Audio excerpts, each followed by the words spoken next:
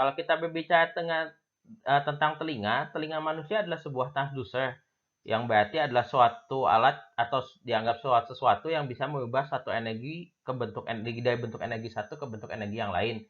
Jadi telinga manusia adalah transducer biologis yang memiliki kemampuan untuk mengontrol input sinyal suara. Jadi telinga kita punya kemampuan untuk mengontrol seberapa keras sinyal suara ini bisa diterima. Lalu melakukan analisis frekuensi seperti yang dijelaskan sebelumnya pada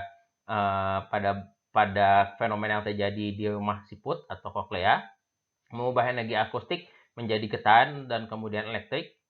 Lalu kalau kita berbicara telinga kita adalah organ yang selalu terjaga selama 24 jam, dan telinga kita memiliki kemampuan untuk mengenali pola sinyal suara. Seperti contoh, kalau misalnya ada bayi menangis, kita bisa tahu, oh itu ada bayi menangis. Kita juga bisa mempersepsikan informasi di dalam sinyal suara, yang berarti kalau misalnya ada suara, misalnya bayi menangis, kita tahu bahwa oh itu ada suara bayi yang menangis. Jadi ada informasi dalamnya yang bisa di persepsi. Dan terakhir adalah melakukan tanggapan terhadap sinyal dan informasi di dalam suara. Jadi kita dari situ bisa melakukan action atau sebuah tindakan dari sinyal suara tersebut. Misalnya kalau ada bayi menangis, maka secara respon manusia akan mencoba menenangkan bayi tersebut. Kalau kita jelaskan di sini ditunjukkan bahwa telinga manusia memiliki range frekuensi antara 20 sampai 20.000 Hz, dijelaskan pada area sini.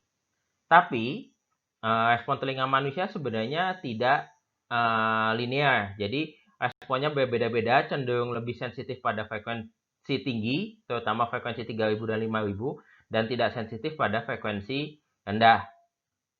Itu makanya kalau misalnya kita berbicara misalnya sistem tata suara, biasanya dipasang subwoofer yang besar sekali untuk menghasilkan energi yang lebih tinggi, karena pada dasarnya telinga kita agak kurang sensitif di frekuensi rendah. Dan kalau kita lihat di sini sebenarnya untuk range suara yang didengarkan ada di area yang biru sini. Untuk musik, range suaranya di daerah yang di merah ini, dan untuk percakapan atau speech ada di daerah yang putih ini. Dan ini informasi yang dijelaskan ada di dalamnya juga berbeda-beda, dan respon telinga manusianya pun juga berbeda-beda terhadap stimulus suara yang masuk. Nah, kalau kita berbicara terkait dengan respon telinga manusia yang tidak linear, ini salah satu grafik yang menunjukkan bagaimana respon telinga manusia terhadap suara. Kalau saya ambil contoh, misalnya ini. Jadi kita dilihat di sini bahwa kalau ada, misalnya saya ambil contoh, ada frekuensi 20 Hz.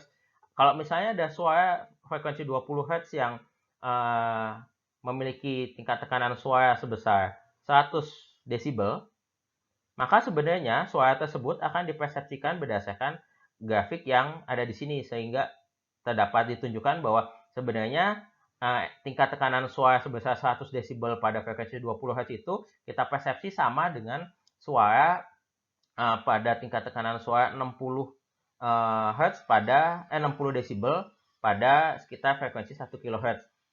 Dan ini nilainya juga berbeda-beda pada tingkat tekanan suara yang berbeda. Jadi memang tidak linear dan kondisinya berbeda-beda. Nah, kalau kita bicara tingkat tekanan suara, biasanya kurva ini kalau bisa tingkat tekanan suara ditentukan dengan sound pressure level dalam satuan dB.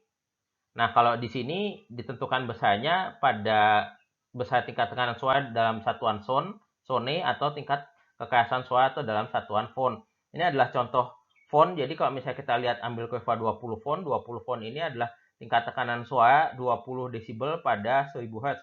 Kalau misalnya pada frekuensi yang lain yang dianggap setara, misalnya katakanlah di 200 Hz, maka di 200 Hz ini tingkat tekanan suara yang dianggap sama dengan 20 phone atau 20 desibel pada 1 kHz itu adalah sekitar kurva ini.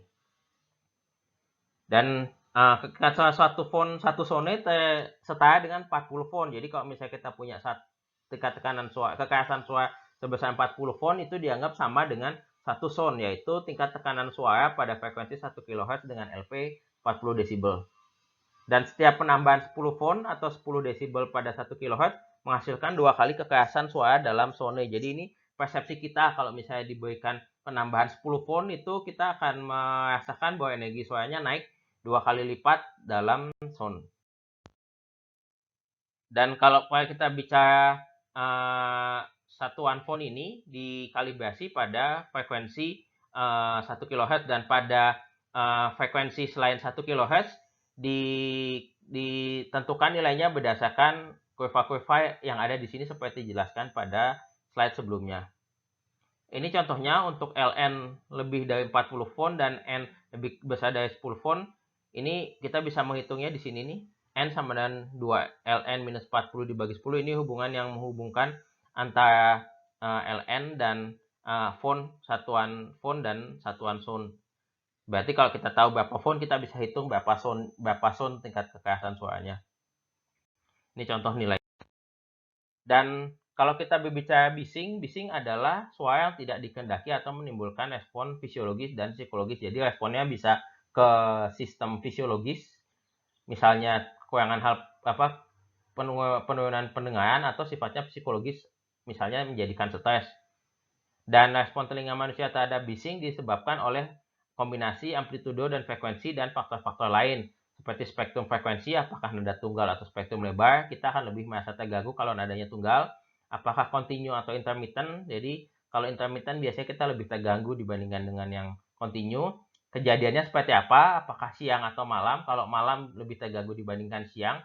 Dan muatan informasi, jadi bisa saja kalau misalnya kita mendengarkan suara, katakanlah musik dengan tingkat tekanan suara yang sama dengan mesin bubut, kita akan merasa lebih terganggu apabila kita mendengarkan suara dari mesin bubut dibandingkan dengan musik dengan tingkat tekanan suara yang sama.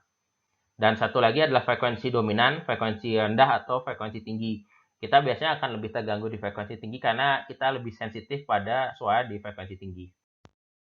Dan untuk dampak bisingnya ada macam-macam, ada sifatnya yang sifatnya fisiologis pada sekitar 90 desibel ke atas. Jadi ini pengaruhnya dominan merusak pendengaran atau terjadinya kerusakan pendengaran atau bisa menyebabkan ketulian. Untuk antara 60 dan 90 efeknya adalah gabungan antara psikologis dan fisiologis. Jadi bisa bisa menyebabkan ketergangguan, kita merasa terganggu, kita merasa sulit konsentrasi, stres, dan bisa juga mengganggu karena mengganggu kita untuk beristirahat. Nah, untuk antara 50 sampai 60 efeknya lebih banyak ke psikologis. Jadi secara fisik aman, kondisinya aman, tapi kita merasa terganggu dengan suara tersebut. Di bawah 50 kita biasanya tidak merasa terganggu sama sekali. Dan untuk efek psikologis ini, kekerasan pendengaran itu ada dua, ada temporary atau TTS, atau permanen atau PTS. Karena pada dasarnya telinga kita punya kemampuan untuk menyembuhkan dirinya sendiri sampai batas tertentu. Itu saja materi di segmen kedua ini. Terima kasih, sampai jumpa di segmen selanjutnya.